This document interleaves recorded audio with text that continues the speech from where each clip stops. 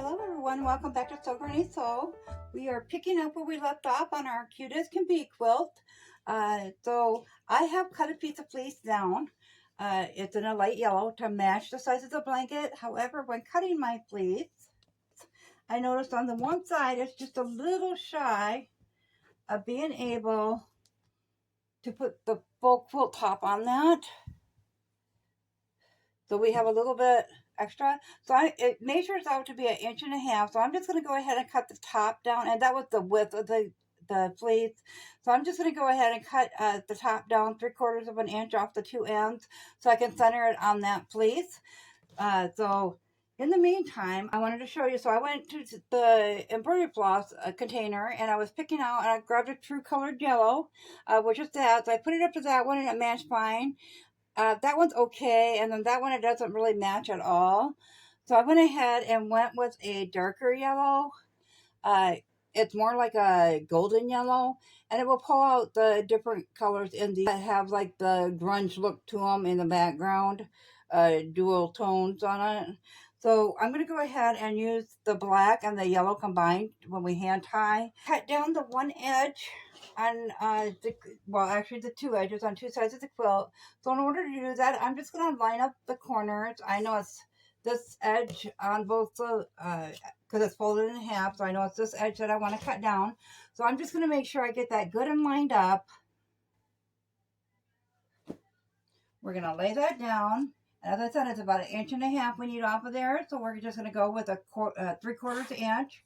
So we'll line that up with our 3/4 inch mark on our ruler, and we'll go ahead and trim that off. That way we're taking equal amounts off of both sides. So we're not making the outside squares, one way shorter than the other, so it doesn't look funny when we do it.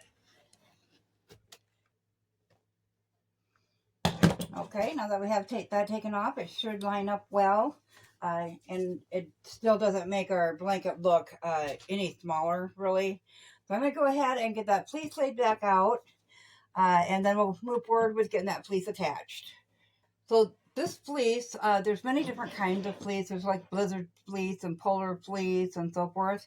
So this fleece I've chosen, and I don't know what kind it is due to the fact that I ordered it on a Facebook for sale group. But it is a very soft fleece, especially on the one side. So I'm going to use that as the outside of the fabric for the back of the quilt. So I'm going to go ahead and lay that out with the back side facing up, as that's the side that we're going to have towards the front of the, on the outside. So you're going to use the right side up on that.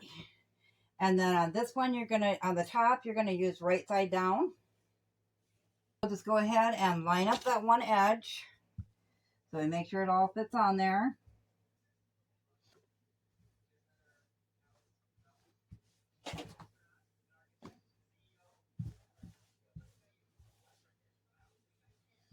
And just kind of smooth it all out. And then we're going to go ahead and pin this in place so we know that it doesn't shift around when we're sewing. So just go around the outside edges and pin it every once in a while.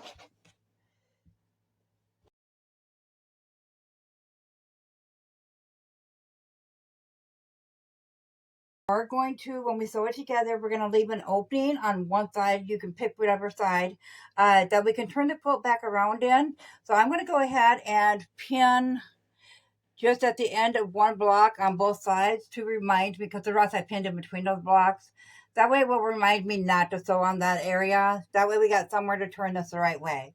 So we're just going to go ahead and start by the one pin. Take a 1/4 inch seam. Of course, we're going to back stitch. Go all the way around the quilt. When we get back to there, we're going to back stitch again. Take all of our pins down, and then I'll come back and we will trim this up before we turn it the right way. We have all of our top and back sewed together now with that 1/4 inch seam. So that is where I left the opening at. I did mark it with a couple pins so as to know where that one is when we go to trim it and sew it up or turn it the right way. So we are going to go ahead and trim this off. We're just going to trim it up along the edge of the fabric. When we get to the corners, that's the part I wanted to show you. We are going to cut at a diagonal, making sure to miss that seam that we put in there. But that way it causes less bulk at your corners when you go to turn it the right way. So we're going to go ahead and get this all trimmed up, and then we'll turn it the right way.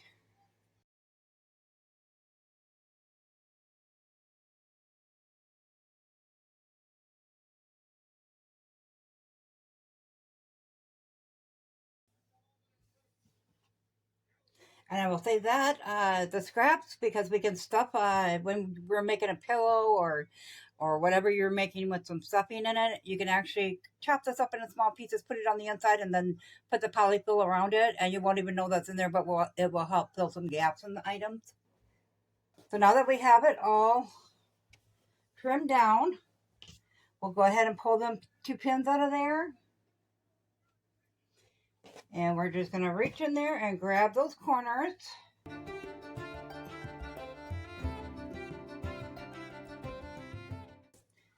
Then once you get it turned the right way, you can just reach your hand back in there and start working on pressing those corners out with your fingertip.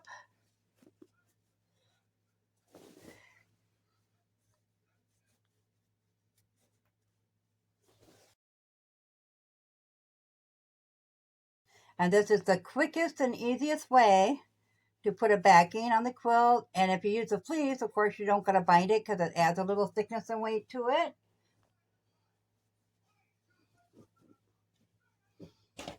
So now I just go along and start rolling those edges. So you're just going to grab it and roll it back and forth between your fingers.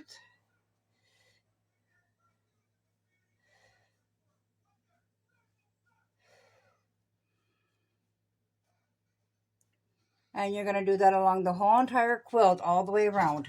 We have all the edges rolled. Then we have our finishing edge right there we got to tend to. So we're just going to fold that into that 1/4 inch. And I pin on both sides, so I kind of got something to do that with the, if I put my fingers in there and pull, it kind of folds that cotton on its own. So we just need to go ahead and fold that fleece inside to match. Go ahead and throw a pin in that. That way we can go ahead and finish up the rest of it. And the fleece will stretch when you tug on that, so it's a little bit more difficult where the fleece is concerned, but it's not all that difficult.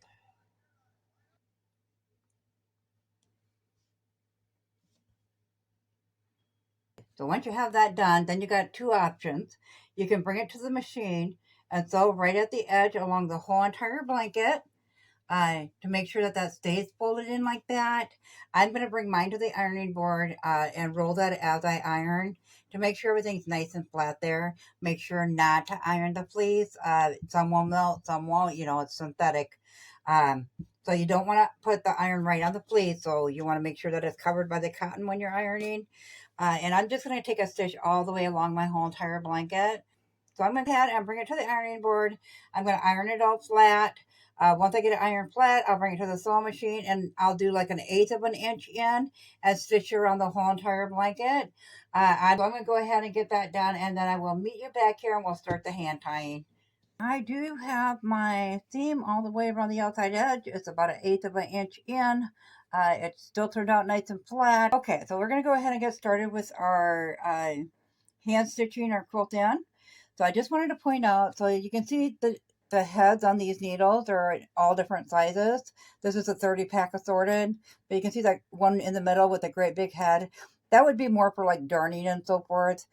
We want kind of a small needle, but we want a bigger head on it because I am going to pull my embroidery floss apart down to 2 strands each color, but that still makes for 4 strands in the needle. So we want to pick one that's a small size but a big head on it, or a big eye on it.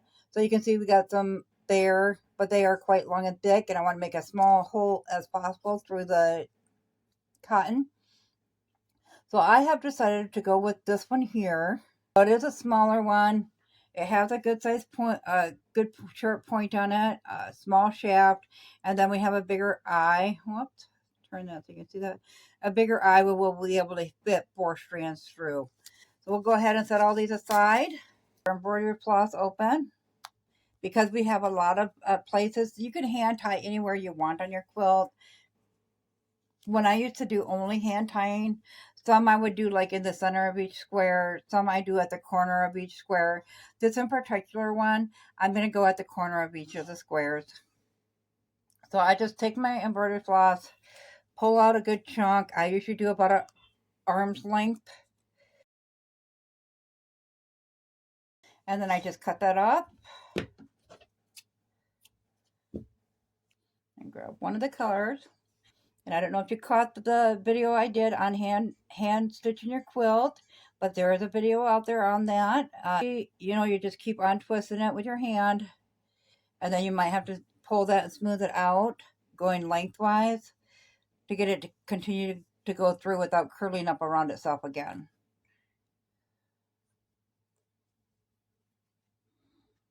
Okay, so now we got 2 strands of the black. We'll set the other piece aside. And then we'll get 2 strands of the yellow out in the same fashion. Then we're just going to go ahead and line up the ends of both colors.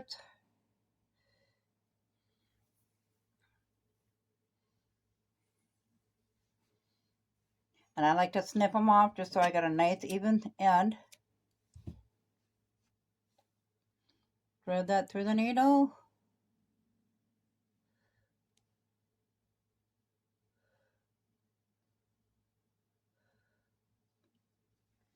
And we'll pull it down part way. I'll show you this quick. I leave about that much just in a single layer. So the ends of the other layer is going to be up farther.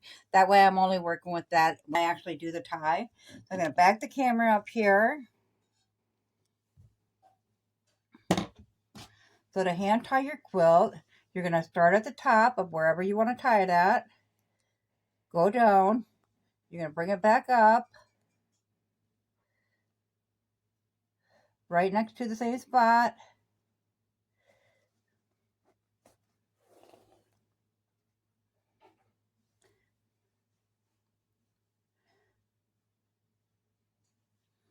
And cross your thread through, pull it up.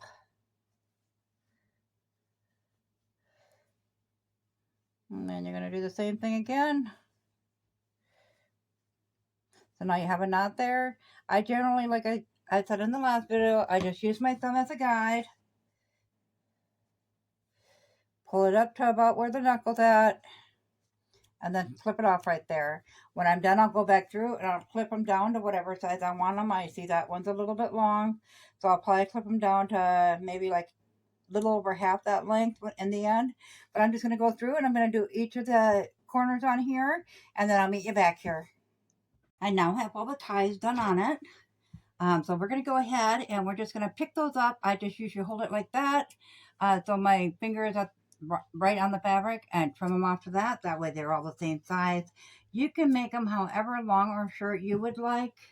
That's just what I find I do when I do those. I don't do the tying much anymore. Although it is really nice and easy and refreshing to do one today. Your threads are the same size. It looks good from the front. When you flip it over, all you see are little divots. So when you're looking at it as a whole, you really don't even notice. That is my goal when I do a tie-in on a quilt. My goal is always to make it so it's not as noticeable on the back. And definitely so it doesn't alter it any.